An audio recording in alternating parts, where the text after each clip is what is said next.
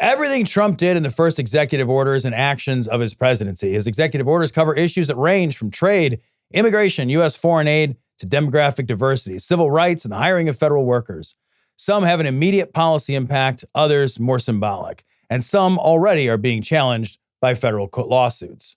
In total, the Republican president's sweeping actions reflect many of his campaign promises and determination to concentrate executive branch power in the West Wing while moving the country sharply rightward. Yikes on fucking bikes. Cecil, there's so many, we couldn't possibly cover them all. We can't go through all of these. It would be 3 shows worth of stuff. I want to, before we start, can I just say, like we've been saying this for years, Tom, but it's so easy to break shit. Yeah. And this is exactly what this is. This is Trump rolling through much of the things that he's doing, he's undoing. So much of the stuff that you're going to hear, he's undoing stuff that was already done. So if it was created before, he's saying, get rid of it. And then the things that he is creating are just abjectly bad. like none of these are the right things. I mean, there's so many things to talk about. We're just going to, like, the article kind of lays them out in something of an order. So let's start where the article starts with this immigration and U.S. borders. A huge portion of the executive orders that he issued address immigration and the borders. He basically paused the entire asylum and refugee application system. Yep. Paused it all. Was like, yeah, that's all on hold. The people who were waiting at the border who had appointments already made. Yeah. Are just like, yeah, it's just not happening now. And they're just fucking stuck. And like, I listened to a story that was just so sad about a woman from Venezuela who had made her way to Mexico, and she'd already been kidnapped and ransomed twice in her journey to the border. She had an appointment. Her appointment was like imminent, and then it gets canceled, and she's got nowhere to go. Yeah. She can't go back to Venezuela. She can't stay in Mexico. She's got no money. I'm listening to the story. I'm like, how's she going to eat food? Yeah. Where's she going to sleep when it rains? Yeah. What the fuck are we doing here?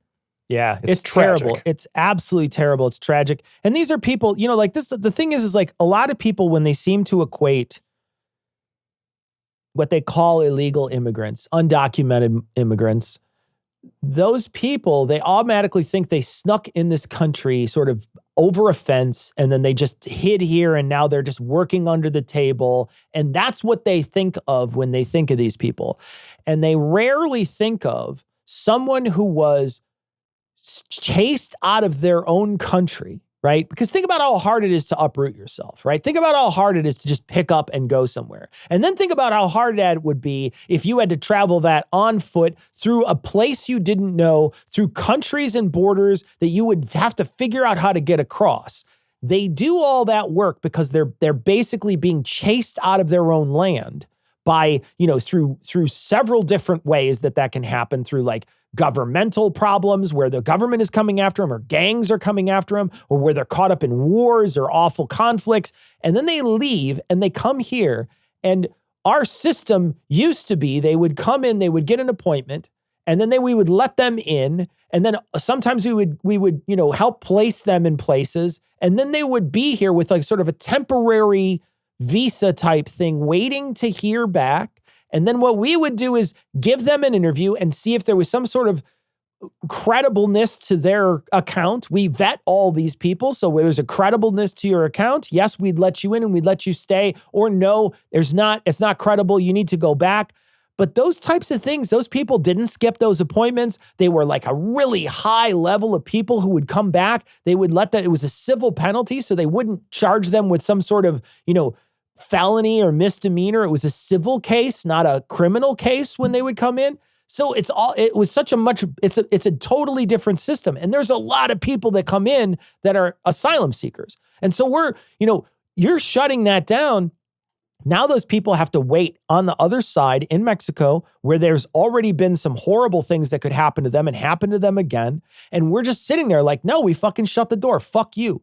And that's against policy that we signed up for. Like, so we signed a treaty that's basically like, we're a place for refugees. There's a bunch of countries in the world that are like, hey man, we're all cool. We all accept refugees. We're basically breaking that right now. Yeah. And we also, you know, he declared with executive order, he declared that there is an invasion taking place and an emergency at the southern border, which allows him to mobilize the military, the United States military, and use the military in these border control and border and immigration enforcement actions. I've mentioned on the show before, there's a young man that's been in my life a long time that I've got a mentorship relationship with. He's in the Marines now. And as soon as this happened, I had texted him. And like, I had this like long kind of heartfelt thing that I wrote about, hey man, you might have to do some stuff now. Like some stuff that like really might hurt your heart to do. And you're going to have to really examine your conscience here and make some incredibly tough choices.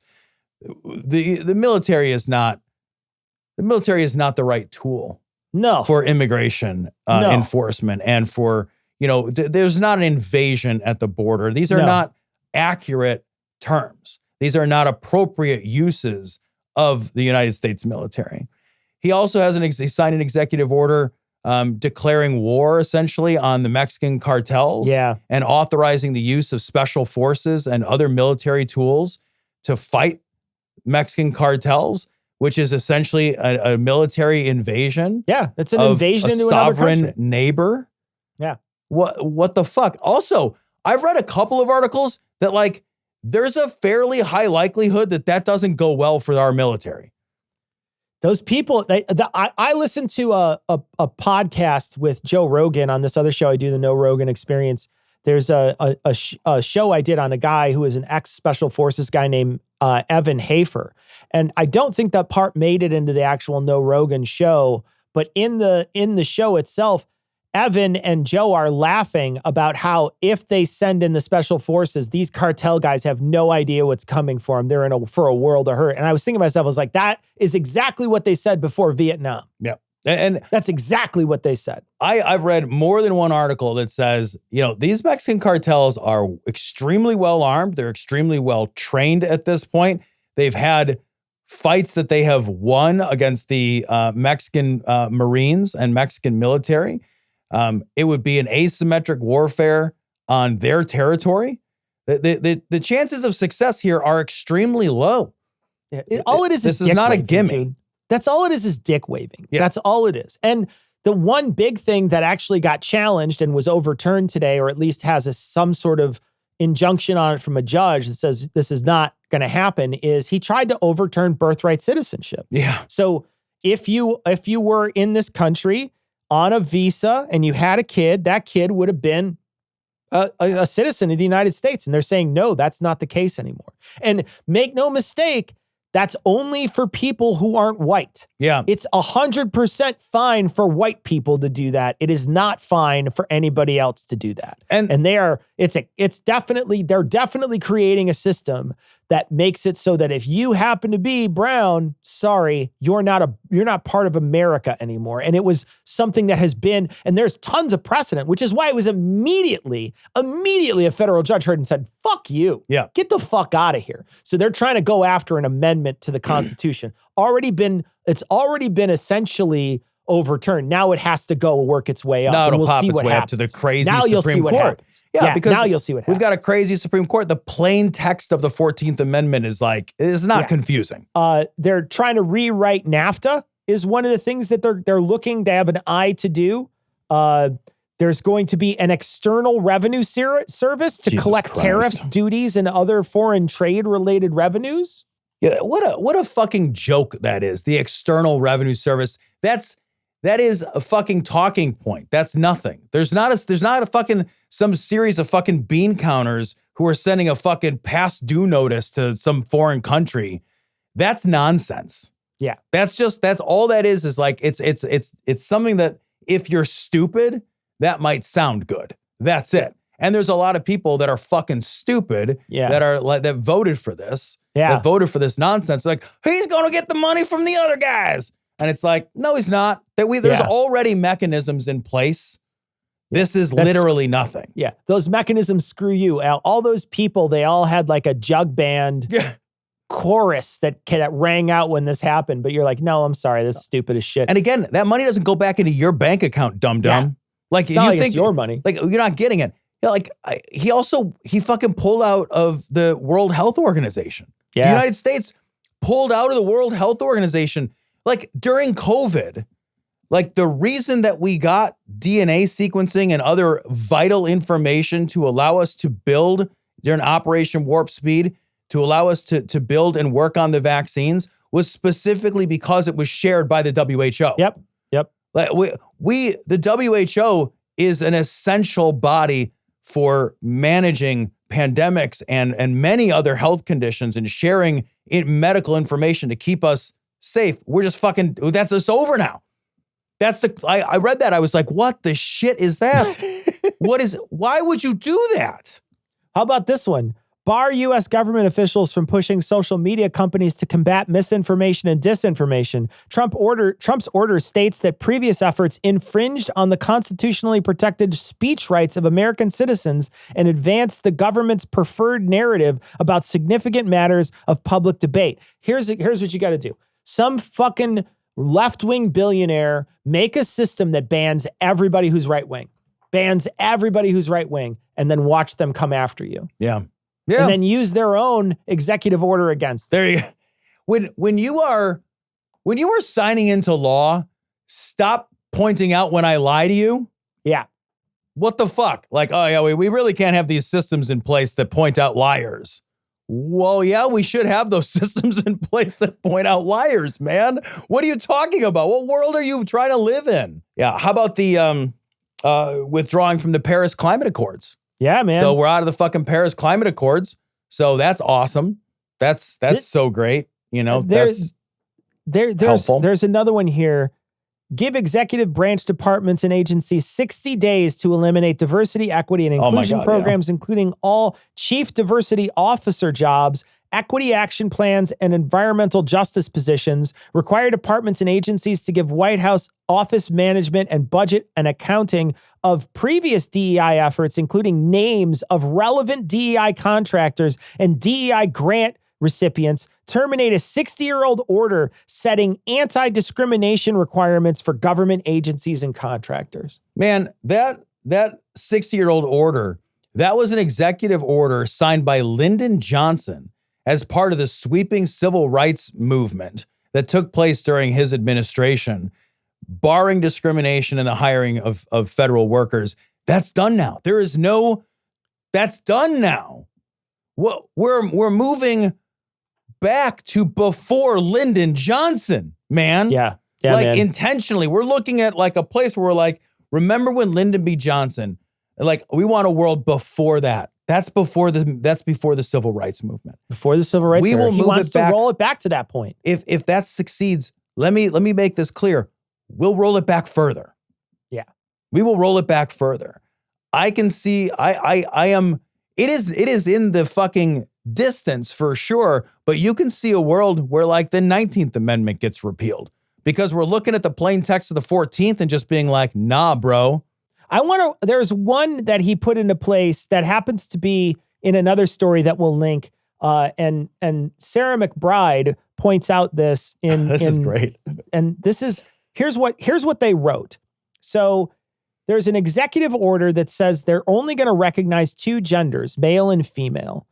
And then I'm going to read from the article. It says, more specifically, the order defines someone as a female as a person belonging to, at conception, a sex that produces the large reproductive cell, whilst hate that someone word. Male is a person belonging at conception to the sex that produces the small reproductive cell.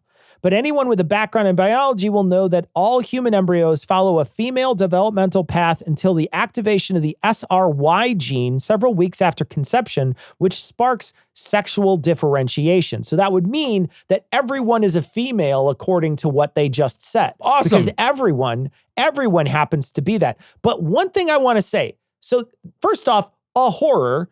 They want to eliminate trans people. We knew that when we read Project 2025. Yep. They want to erase trans people. We knew that was the case, right? They're putting it in the law now to erase trans people. This is a horrible, shitty, fucking awful executive order. Anybody who's in the LGBT community who voted for Trump, this is the leopard on your face right now.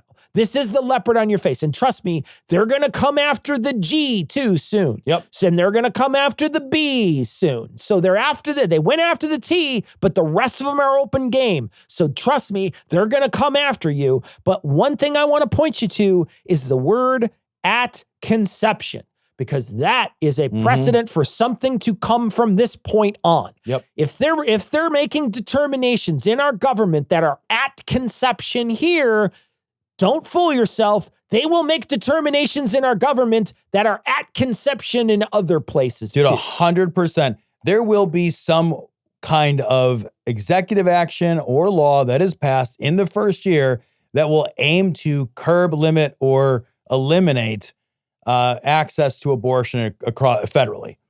I absolutely guarantee that that's the case. You're exactly right.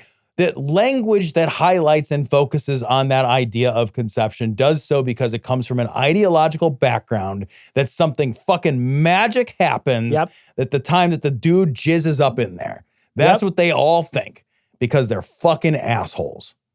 Yeah, there's so much in here that we could cover. And in fact, over the next several weeks, we'll probably cover them. There's a federal hiring ban that they put in place. They stopped work from home. They want to try to cut these jobs as much as possible. They came in planning to eliminate as much of government as possible, and they will do their best. Like we said when we started this segment, it's easy.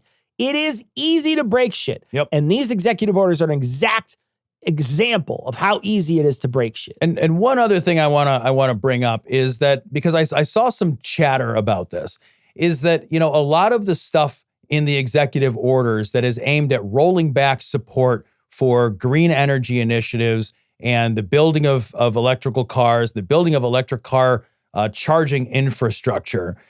There was people chattering like, well, I don't understand because, isn't Elon Musk, like his next door neighbor now and his best friend forever or whatever. This is in Elon Musk's direct favor. Elon Musk already has an infrastructure built, the largest infrastructure selling the most electric cars. What this does is hurts competitors for Tesla. That's what this does. This makes it harder for others to compete in that space and allows him to lock up that segment, that purchasing segment of the automotive population. Because at the end of the day, the reality is Teslas are bad cars. And that's not me saying it's not a subjective opinion. They are unreliable vehicles. Like if you look at like any of the stats from Consumer Reports or Car and Driver or Road and Track, because I've looked at them all, they're unreliable. They're like down at the bottom. Like if you look at the list of reliability and car brands, they're the last or second to last all the time. They are bad cars. They're built poorly. They're fun to drive. They have other advantages. They're not built well.